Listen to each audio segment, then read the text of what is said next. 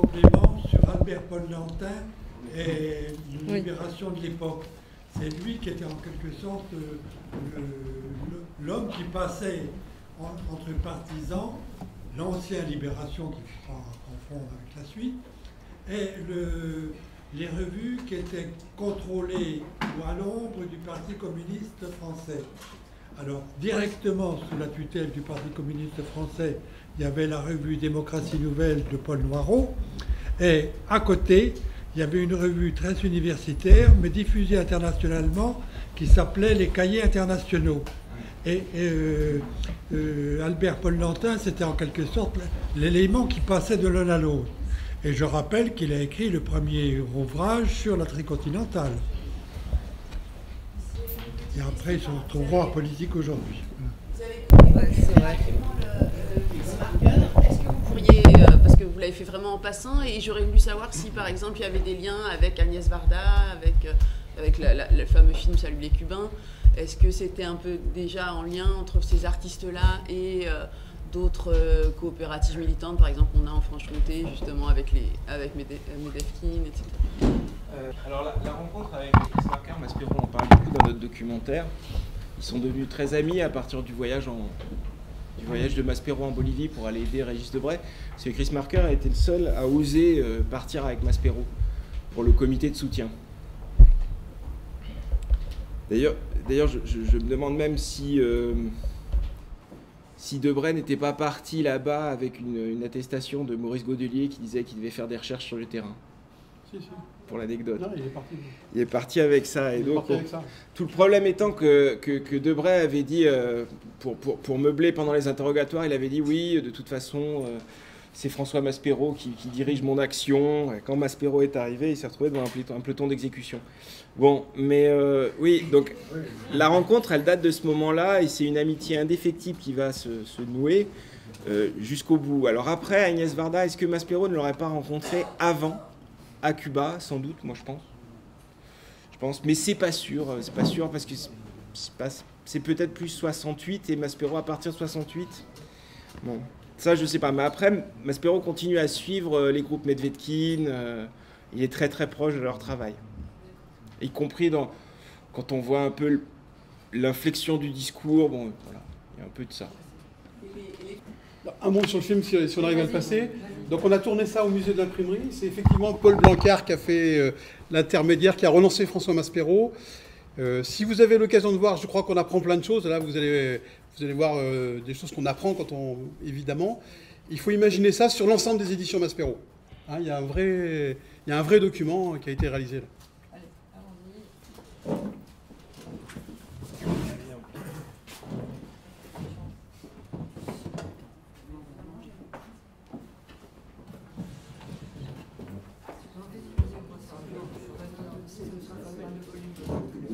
La guerre froide, le bloc absolument inacceptable qui a été fait, qui nous domine aujourd'hui, du monde que nous appelions impérialiste. Bon. C'était pas encore la mondialisation, mais enfin c'était ça qui était en route. Il y avait ce monde soviétique qui n'était pas acceptable.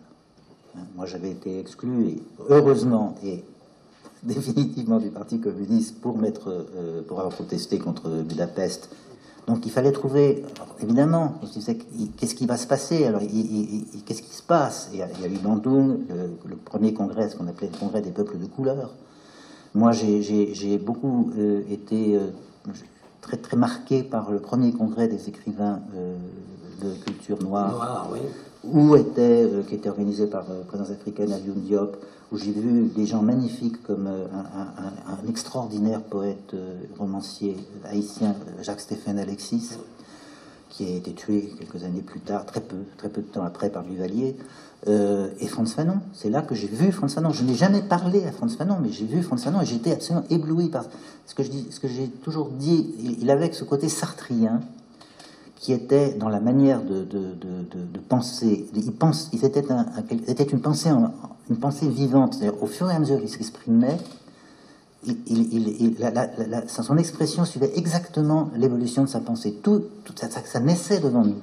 Et Sartre avait ce talent-là. Quand il parlait, il savait improviser. Et on était quand même très pris par la dialectique de Sartre. Et Fanon avait quelque chose en plus de Caraïbe, de très vibrant. Il est évident que quand Cuba, la révolution cubaine est apparue, le triomphe de Fidel Castro, qui a été pris un peu comme une farce au début, qui d'ailleurs, bon, enfin, c'était très stéréotypé notre vision, c'est vrai. Il y avait des jeunes gens d'un âge d'entre 25 et 35 ans qui prenaient le pouvoir dans une île des Caraïbes, complètement inconnue pour nous, parce qu'il n'y avait aucune culture hispanique, et qui soulevait vraiment une vague d'enthousiasme dans tous les pays latino-américains qui étaient à l'époque la dictature de Trujillo, la dictature de Duvalier, Perón, n'en parlons pas parce que c'est trop compliqué, il y a toujours eu des péronistes de gauche. Bon, il y avait des dictatures partout, enfin, le Bétancourt au Venezuela, enfin, l'écrasement à Bogota, il y a eu des années noires en Colombie, il y a eu 100 000 morts. Bon, et tout d'un coup apparaissait cet espoir. Donc c'est vrai que je suis allé à Cuba en 61. Il se trouve que à plusieurs camarades, on est allé par des voies différentes. Fanchita, ma future épouse, y allait en passant par l'Amérique. Régis Debray y arrivait en cargo. C'est là que j'ai rencontré, c'est à La Havane en 61 que j'ai rencontré pour la première fois Régis. Et des amis de plus tard, c'est-à-dire Jeannette Abel, qui a été une des fondatrices de la Ligue communiste, Michel Firk, qui s'est fait tuer dans la guérilla au Guatemala, sont arrivés aussi. On est tous venus, et on était tous enthousiasmés. Alors, on n'a pas vu, évidemment, beaucoup de choses.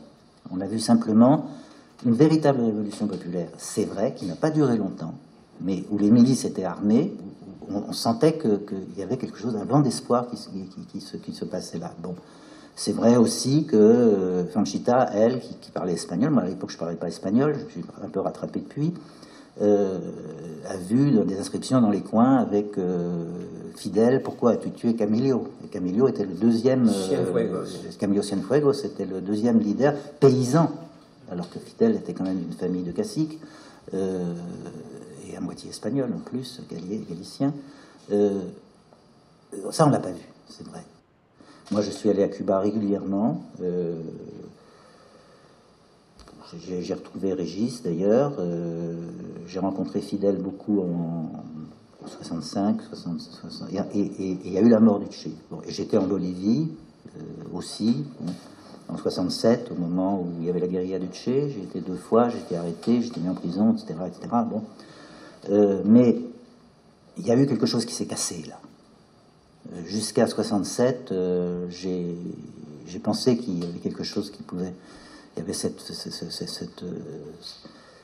ce que les Cubains appelaient la sardine et le requin, c'est-à-dire la toute petite sardine qui bravait le requin américain. J'avais un ami que j'ai publié qui s'appelait Christian Baudelot, qui a écrit beaucoup de livres de sociologie, notamment sur l'école, et qui était venu à Cuba et qui s'est beaucoup intéressé à l'enseignement à Cuba. Et il m'avait dit, écoute, tu mets un point final en publiant les derniers discours de Fidel, et ça c'était en 69, je crois. Et il y avait le fameux discours qui a finalement approuvé l'intervention soviétique en Tchécoslovaquie. Pour moi, la mort du Che, que j'avais connue un peu, moins que Fidel malheureusement, que j'admirais, et puis dont je connaissais.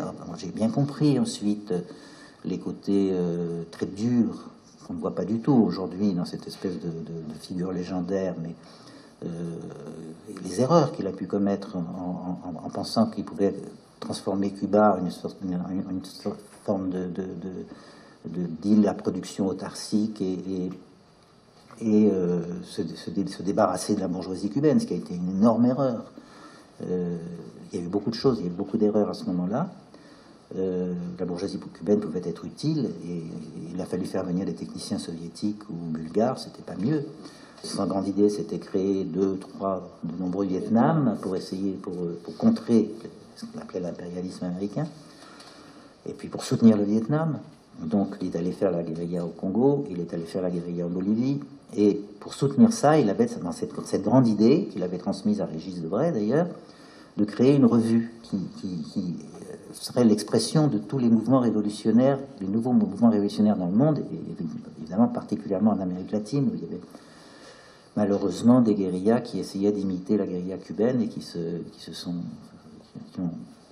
ont échoué avec des répressions effrayantes. Et le Che voulait qu'il y ait cette revue qui s'appellerait Tricontinental. Quand j'ai reçu les premiers numéros, je suis rentré à Paris, le Che était mort, moi j'étais revenu de Bolivie, j'étais pas très j'étais un peu, comme j'avais jamais pensé que mes éditions dureraient longtemps, je commençais à me poser déjà le problème de savoir est-ce que je vais continuer, etc. Bon. Arrive cette revue, je la trouve très mauvaise, c'était La Langue de Bois. La Langue de Bois, il y avait des Coréens qui tenaient des discours avec des Coréens du Nord. Bon.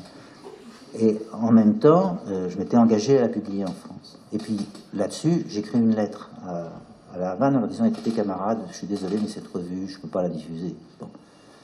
J'ai pas le temps de mettre la lettre à la poste, que le ministre de l'Intérieur de l'époque, dont j'ai oublié le nom, si je me rappelle très bien, il s'appelait Marcelin, ça a fait penser à un fromage, il décide que cette revue est un instrument, on est après 68, on est en 69, cette revue est un instrument d'un complot international. Bon. Il l'interdit, bon, parce qu'il avait le droit de l'interdire, ce qui est d'origine étrangère. C'est un article du Code pénal qui a disparu aujourd'hui et qui m'a beaucoup été appliqué. Et donc, il interdit la revue. Et moi, je me dis, bon, je vais... d'accord, il a interdit la revue, je ne vais pas continuer à publier. Et puis, je pars en vacances. C'est quand même merveilleux. Je vais mettre les pieds dans l'eau. Pendant ce temps-là, mes petits camarades, avec plein de fougue, font une pétition qui recueille 50 000 signatures pour la continuation de la revue Tricontinentale. Bon, et alors là-dessus, évidemment, le ministre de l'Intérieur, il en rajoute, il y a des communiqués, il proteste, c'est lui qui proteste, en disant c'est un scandale, le complot international est là, etc. Bon, et moi je me dis, bon, bah alors je vais continuer. Et donc je me suis acharné à publier cette revue Tricontinentale, en essayant de lui donner en plus une figure, un contenu plus français, c'est-à-dire en mettant... Il y avait un article de Sartre, par exemple, sur les travailleurs immigrés, les premières fois qu'on parlait vraiment du problème des travailleurs immigrés en France, un article de Salim Dongo, de l'Union des syndicats sénégalais, des articles sur le trafic d'armes dans le monde qui ont scandalisé les Cubains. Certains me reprochaient de mettre la maison en danger en m'acharnant à publier cette revue, en allant, je ne sais pas, je crois que j'ai été 17 fois devant le tribunal correctionnel pour me faire condamner, à des amendes très lourdes.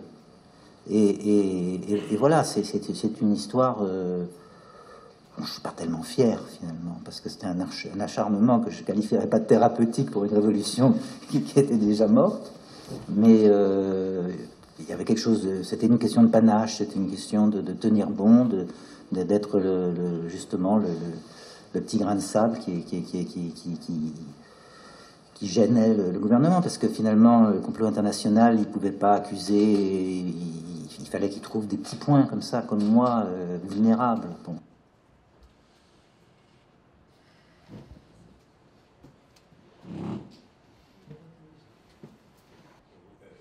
Pour moi, François n'a jamais été, quel est le mot qui a dit tout à l'heure, une légende, parce que je suis de la même génération, 2 ans après. Donc il a toujours fait partie de mon paysage, alors que moi je ne faisais pas partie du sien. Ce qui fait que je pouvais l'interroger parce que je connaissais ce qu'il faisait, mais j'étais d'un autre courant auquel il ne s'intéressait pas beaucoup, hein, qu'on pourrait appeler, disons, chrétien révolutionnaire, c'est-à-dire pas théologie de la libération, c'est-à-dire de ces gens qui étaient sensibles à l'intériorité, hein, dans l'action. Pas d'abord l'institution, mais l'intériorité. Ce à quoi tu faisais allusion tout à l'heure, Michel, le clair-olive. Hein. On est en attente, on est en ouverture. Et c'est ça le plus important, je crois. Parce que s'il n'y a pas ça, on se fait récupérer par des considérations institutionnelles stratégiques. Et bon, donc c'est très limité comme approche. Et donc je pouvais... comment dire, susciter son intériorité à François. Voilà, c'est tout.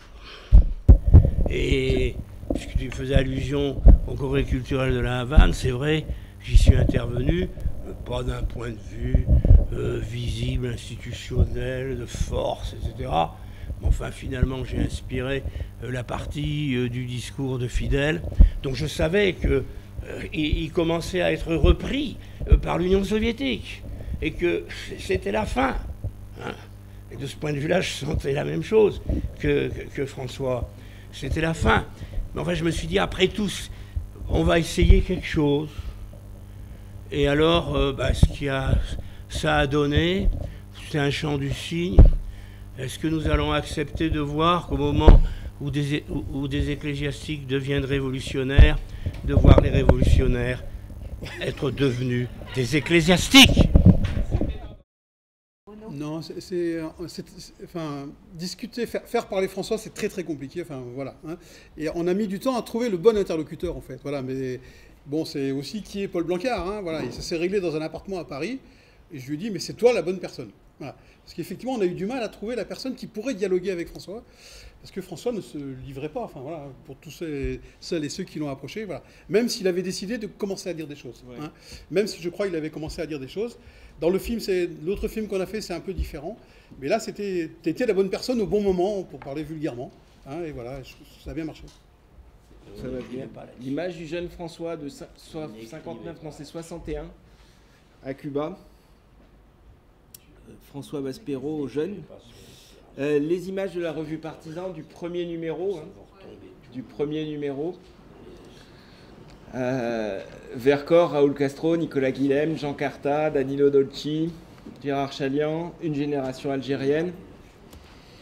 La petite équipe éditoriale, même si Hervanitis était un peu plus en marge, hein, Anderson, Kopferman, Bernigo, Maspero, le massacre des Algériens, François avec Fanchita à la conférence de l'OLAS. Bon, la revue Partisan ensuite, hein, avec les grands numéros. Quelques petites images d'Afrique, de révolution. Le premier numéro de 63. De 63. Ouais. Et les numéros ensuite. Et ensuite, c'était devenu revue mensuelle internationale. Ouais. Voilà. Mais avec force graphique forte. Tricontinentale, voilà. Ça.